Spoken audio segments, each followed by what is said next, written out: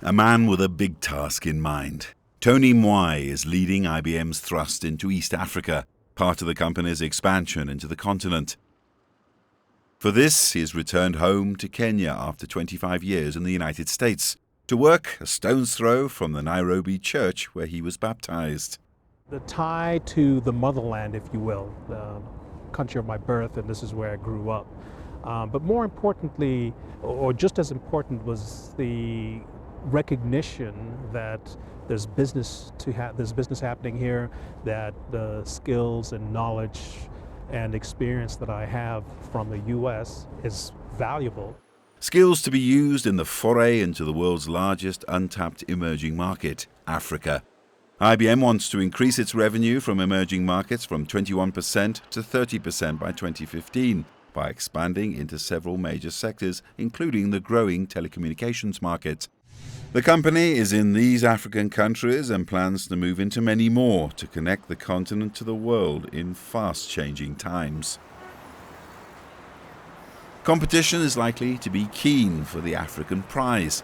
The African IT market is expected to grow from $8.5 billion to $12.5 billion by 2015, in step with a growing middle class. IBM has teamed up in Africa with Bharti Airtel. The two cracked the Indian market by increasing Bharti's customer base from 6 million to 150 million. They hope to grow the African market from 43 million to 100 million by 2013. Networks in Africa are urban networks. They are not rural networks. So we are experts in rural. In India, we cover 400,000 plus villages. So we'll go deep into countryside.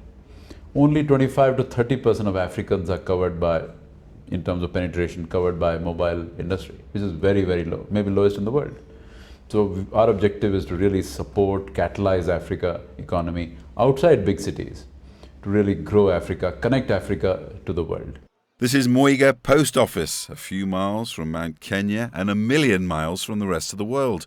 200 people a day come here to take advantage of this fragile link with the outside world. It's changed little since colonial days and loses money.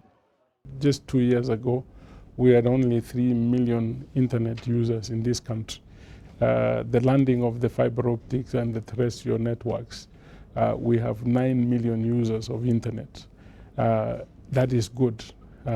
This is a market ready to take advantage on any investment.